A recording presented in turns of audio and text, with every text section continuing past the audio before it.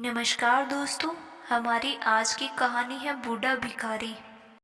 सर्दियों का मौसम था और महाराज कृष्णदेव अपने कुछ मंत्रियों के साथ किसी काम से नगर से बाहर जा रहे थे।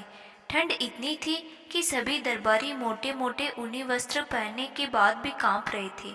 चलते चलते राजा की दृष्टि एक बूढ़े भिखारी पर पड़ी, जो हाथ में कटोरा लिए इस कड़कड़ाती ठंड में एक पत्थर पर बैठा कांप रहा था। भिखारी की ऐसी स्थिति देखकर महाराज से रहा न गया। रथ रुकवाकर पहुंच गए उस स्थान पर जहां वह बूढ़ा भीख मांग रहा था। कुछ देर तक राजा कृष्णदेव भिखारी को देखते रहे और फिर उन्होंने अपना कीमती सोल उतारकर उस बूढ़े भिखारी को उड़ा दिया। महाराज की ऐसी उदारता देख सभी दरबारी व आसपास के लोग राजा की प्रशंसा करते हुए जय जयकार करने लगे। और जब लोग महाराज की प्रशंसा करने में लगे थे, तब केवल तेनालीराम ही ऐसा व्यक्ति था जो चुपचाप खड़ा हुआ था। तेनाली को चुप देख राजपुरोहित को बोलने का अवसर मिल गया। वह तपाक से बोला, क्या बात है तेनालीराम, यहाँ सभी महाराज के इस कार्य की प्रशंसा कर रहे हैं, केवल तुम ही चुप हो। क्या तुम्हें महाराज की उदारता पर कोई संदेह है? तेनाली फिर भी चुप रहे। अब महाराज को भी तेनालीराम की यह चुप्पी खलने लगी। वह वहीं से वापस राजमहल लौट चले।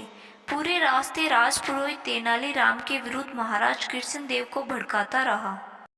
और अगले दिन जब दरबार लगा तो सबसे पहले दरबार में महाराज ने तेनालीराम को संबोधित करते हुए पूछा, लगता है तुम्हें स्वयं पर अधिक घमंड हो गया है, तभी कल तुम चुपचाप खड़े थे।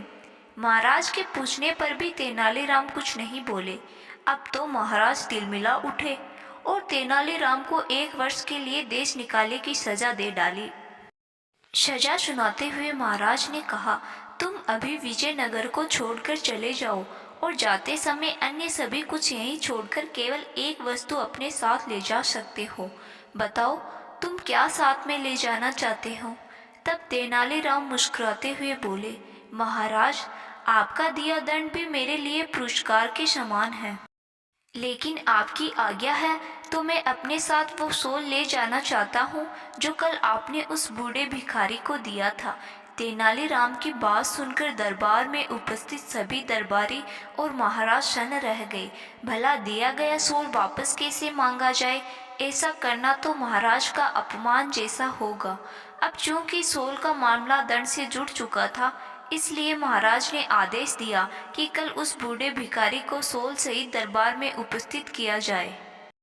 आदेश का पालन करते हुए सैनिक कुछ ही देर में बूढ़े भिखारी को दरबार में लेकर आ गए। राजा कृष्णदेव राय ने उस भिखारी से कहा, कल जो सोल हमने तुम्हें दिया था वह हमें वापस कर दो, बदले में हम तुम्हें अन्य बहुमूल्य वस्त्र और सोल दे देंगे।